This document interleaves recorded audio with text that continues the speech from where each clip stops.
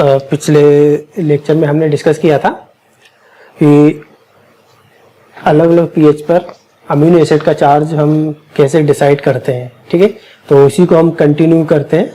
ठीक है, कि अगर हम पर्टिकुलर pKa पर बात करें, ठीक है, यानी एग्जैक्ट pKa पर आपका अमीनो एसिड पर क्या चार्ज होता है। ठीक है, तो वो चीज़ भी हम आज डाउट क्लियर कर देते हैं। ठीक है, इसके लिए आज एग्जाम्पल लेते हैं एलेनिन। ठीक है, और ये एग्जाम्पल भी कोई भी अमीनो एसिड है, ठीक है, जिस पर कोई भी आयोनाइजेबल साइड चेन नहीं है, उस पर ये आप अप्लाई कर सकते हैं। ठीक है, और ऐसा कोई भी अमीनो एसिड जिस पर आयोनाइजेबल साइड चेन नहीं होती है, यानी R ग्रुप न्यूट्रल होता है, ठीक है, तो उस पर आप केवल दो ही वैल्यू कंसीडर करते हैं, pKa1 एंड pKa2।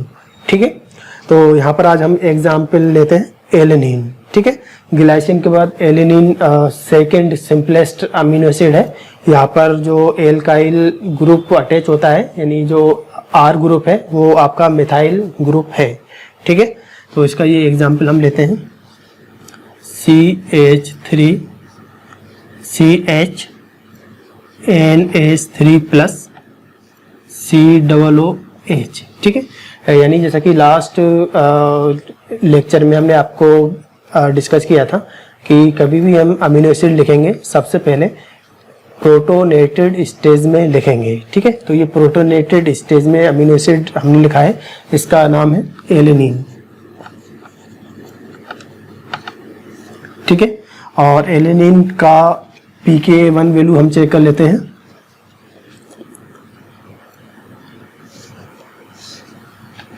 pKa1 और इसका pKa1 होता है 2.4।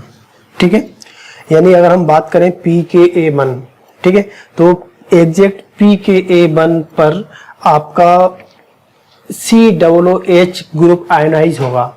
ठीक है, तो यानी आपका क्या स्ट्रक्चर फॉर्म होगा, CH3 CH NH3 plus COO minus. ठीक है, तो यहाँ पर सबसे इम्पोर्टेंट जो आपको ध्यान रखना है कि pKa1 पर आपका प्रोटोनेटेड और आपका डीप्रोटोनेटेड एट COOH, ठीक है, ये इक्विलिब्रियम स्टेज में है। ठीक है, यानी आप ऐसा नहीं कह सकते कि pKa1 यानी pH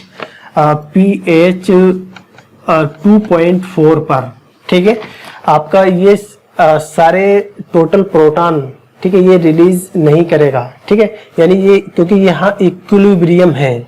ठीक है, तो यहाँ पर आप ये कह सकते हो कि अगर हम pH 2.4 लेते हैं तो उस कंडीशन में हाफ प्रोटॉन रिलीज होगा और हाफ प्रोटॉन रिलीज नहीं होगा। ठीक है, तो ये कंडीशन है। तो अगर हम इस कंडीशन में अगर हम चार्ज कंसीडर करेंगे, ठीक है, तो अगर हम चार्ज कंसीडर करेंगे तो यहाँ पर हम केवल कंसीडर करेंगे माइनस हाफ। ठीक है, ओनली माइनस हाफ। ठीक है, तो अगर हम नेट चार्ज अगर हम चेक करें, नेट चार्ज एट pH 2.4, तो इसमें नेट चार्ज कितना होगा, +1। ठीक है, प्लस माइनस हाफ। ठीक है, तो इसमें चार्ज कितना आएगा, ये आएगा आपका माइनस हाफ। ठीक है, तो ये सबसे इंपॉर्टेंट है। और जैसे ही pH हम 2.4 से 2.5 इंक्रीज करेंगे तो ऑल द प्रोटॉन रिलीज हो जाएंगे और ये टोटल आपका जो प्रोटोनेटेड स्टेज है, ये टोटल आपके 100% प्रोटॉन को रिलीज करेगा। उस कंडीशन में, जैसा कि मैंने लास्ट लेक्चर में आपको बताया था, तब उस कंडीशन में ये चार्ज माइनस हाफ नहीं होगा, कितना होगा, ओनली -1। ठीक है, और अब हम बात करते हैं और फर्दर इंक्रीज ऑफ pH। ठीक है, देन अगर हम pH को इंक्रीज करेंगे, ठीक है, तो उस कंडीशन में अब आपका मॉलिक्यूल है CH COO माइनस और NH3 प्लस। ठीक है, अब अगर हम pH को फर्दर इंक्रीज करते हैं, ठीक है, फर्दर इंक्रीज करते हैं, अगर हम pKa2 तक लेके आते हैं pH को, और इसका pKa2 है 9.9, ठीक है, तो उस कंडीशन में क्योंकि अब pH इंक्रीज हो चुका है और आपके सारे प्रोटॉन कार्बोक्सिलिक एसिड रिलीज करेगा, ठीक है, लेकिन 8 अगर हम बात करें आपका 9.9 pH पर, ठीक है, pH 9.9, ठीक है, इस pH पर अब आपका ये अमीन ग्रुप भी प्रोटॉन को रिलीज करेगा और ये बनेगा आपका CH3 CH COO-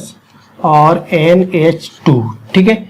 अब सबसे इंपॉर्टेंट थिंग ये है कि अगर हम एग्जैक्ट pH 9.9 की बात करें तो ये भी इक्विलिब्रियम में है, यानी 100% आपका अमीन ग्रुप प्रोटॉन को रिलीज नहीं करेगा, ठीक है, 100% नहीं करेगा। तो उस कंडीशन में आपका जो चार्ज, अगर हम एग्जैक्ट pH 9.9 पर हम चार्ज निकालना चाहें, नेट चार्ज, ठीक है, यानी -1 तो कंप्लीट आपको लेना है, -1, ठीक है, अब प्लस, ठीक है, अब क्योंकि NH2 है, ठीक है, तो NH2 यहाँ पर आपका +1 है, ठीक है, तो यहाँ पर +1 आपका कितना बचेगा, +½ ठीक है, तो ये हो गया आपका 1 - 2 -½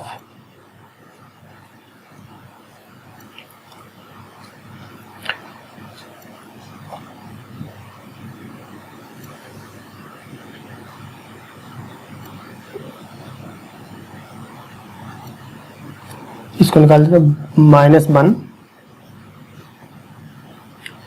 इसको आप ऐसे भी लिख सकते हो 1 - 2 -½ ठीक है, 1 - 2, ठीक है, यानी आपका ये कितना बचेगा -1/2, ठीक है, तो यानी कितना नेट चार्ज हुआ, -½